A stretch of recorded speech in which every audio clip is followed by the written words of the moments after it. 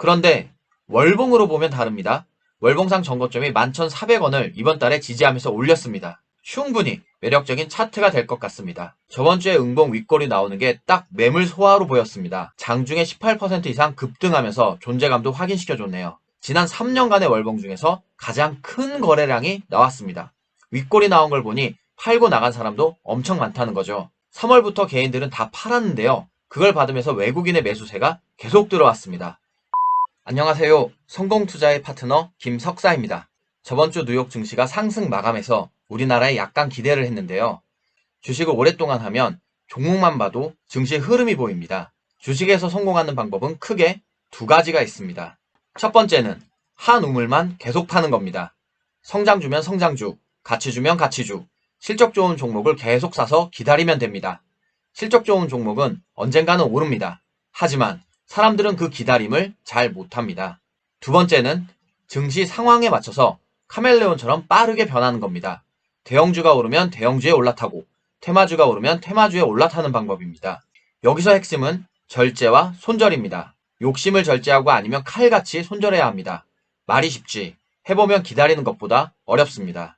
저는 지금 여러분께 주로 두 번째 방법을 알려드리고 있습니다. 지금 증시는 예측 불가하니 빠르게 치고 빠지는 방법입니다. 지금은 좋은 종목을 소개해드리는데 집중하고 있습니다. 익절과 손절은 빠르게 대응하시길 바랍니다.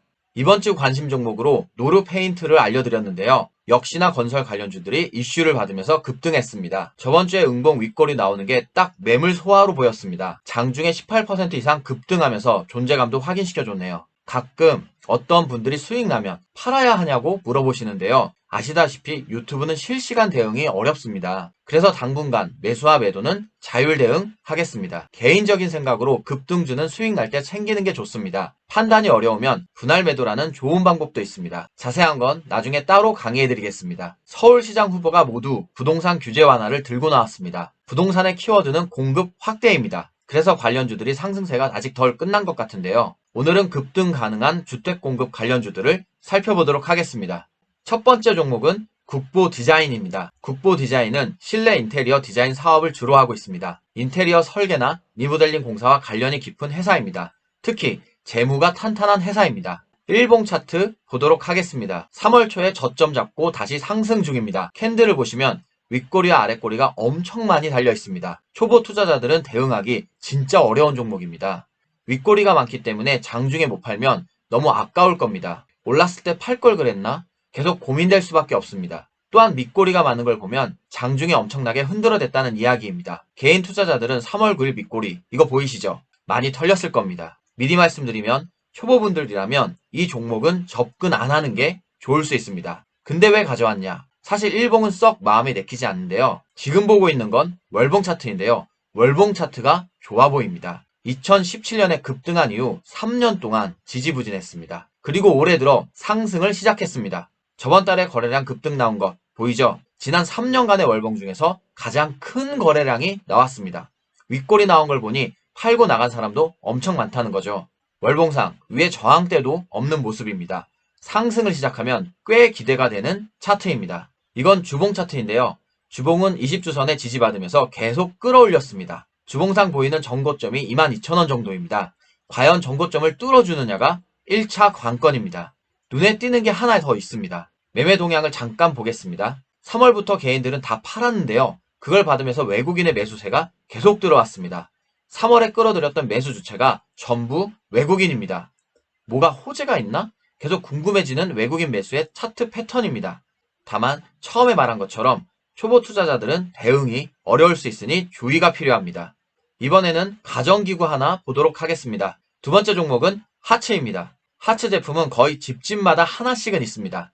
가정용 렌즈 후드와 빌트인 기기 및 환기 청정기 관련 제품을 생산하고 있습니다. 그래서 실적 역시 탄탄합니다. 또한 하츠는 미세먼지 관련주이기도 합니다. 봄이 되면 미세먼지가 심각해지니까 관련 이슈를 받을 가능성까지 계산했습니다. 바로 차트 보도록 하겠습니다. 국보 디자인과 마찬가지로 3월에 하락하고 다시 상승 추세로 돌려놨습니다. 일봉상 전고점이 11,900원 정도인데요. 전고점까지 얼마 남지 않았습니다. 일봉으로 보면 거래량도 아직은 부족합니다. 그래서 전고점을 뚫을 수 있을까? 기대와 우려가 공존하는 차트입니다. 그런데 월봉으로 보면 다릅니다. 월봉상 정거점이 11,400원을 이번 달에 지지하면서 올렸습니다. 3월달이 얼마 남지 않은 상황이라 4월에도 상승 추세를 이어간다면 충분히 매력적인 차트가 될 것 같습니다. 월봉을 길게 보면 역사상 정거점이 12,600원대였습니다. 한 가지 말씀드리면 저는 정거점을 윗꼬리로 보지 않고 종가나 시가를 기준으로 합니다. 주봉으로 보면 작년 10월부터 꾸준하게 상승한 게 보입니다. 우주선을 계속 지지받으면서 올려줬습니다. 3월 초에 밑꼬리가 많이 달린 걸 보면 더 이상 하락하지 않겠다는 의지가 보입니다.